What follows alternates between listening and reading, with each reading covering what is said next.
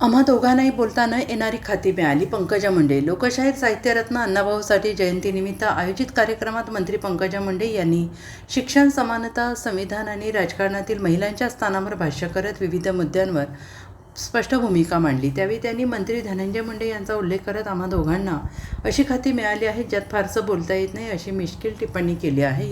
याचबरोबर खाते कोणते आहे यापेक्षा त्या खात्याला आपल्या कामामुळे ओळख मिळते असं सांगत त्यांनी भ्रष्टाचारावर निशाणा साधलेला आहे.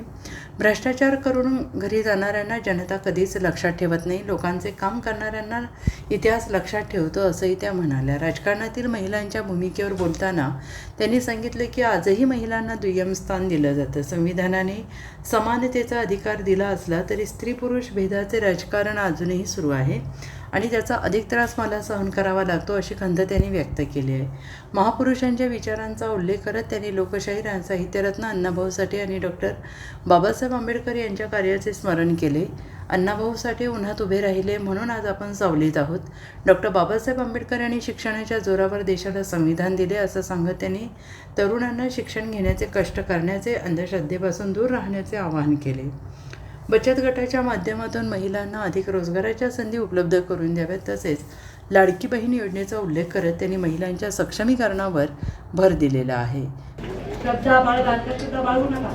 मुंडे साहेबांनी तेव्हा मुंडे साहेब एक असा प्रपंच झाला होता. गणपती दूध प्यायले होते. प्रत्येक जण जायचं गणपती समोर दूध ठेवतो आणि माझं गणपतीने दूध पिलं. मुंडे साहेब म्हणले माझा गणपती दूध पीत नाही. एवढा टीका पण झाली, तेवढंच कौतुक झालं. कौतुक कुठून झालं? हे सामान्य माणसाकडून झालं, विधीन तुबड्यांकडून झालं. कारण जेव्हा त्या जातीचे रंग भरत होतो तेव्हा गरीबाला त्याच्या रंगावरून, त्याच्या जातीवरून व्यवस्थेमध्ये बाहेर ठेवण्याचं पाप होत होतं आणि ते पाप करणारे अंधश्रद्धा बोकाळणारे लोक होते. म्हणून मुंडे साहेबांनी कधी अंधश्रद्धा मानली नाही. वाटेगावचं नाव सगळ्यांनी घेतलं. आमचे धनुभाऊ ते म्हणले त्यांना पारितोषिक मिळालं का आणखी काय मिळालं, पण त्यांना समाज कल्याण खातं मिळालं. धनुभाऊ मला तर पशुसंवर्धन मिळालं. मला तर ज्यांना बोलता येत नाही पशुसंवर्धन सांगत असताना आपल्याकडे पर्यावरण पण आहे. अहो पण या दोन्ही लोकांना व्यक्त होता येत नाही ना.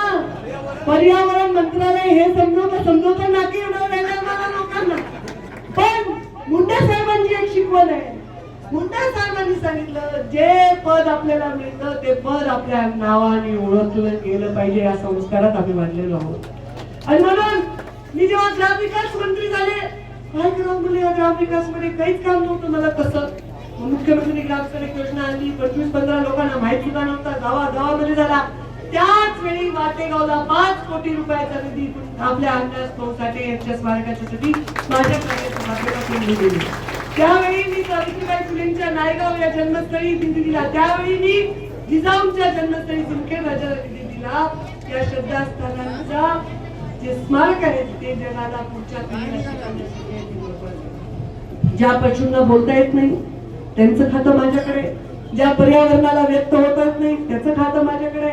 पण मी एक वचन देते तुम्हाला, अण्णाभाऊ साठेंच्या विचारांनी प्रेरित होऊन या परिस्थितीत सुद्धा या खात्यांचं नाव होईल असं काम करण्यासाठी मी झगडत राहीन. तुम्हाला अभिमान वाटेल असं काम.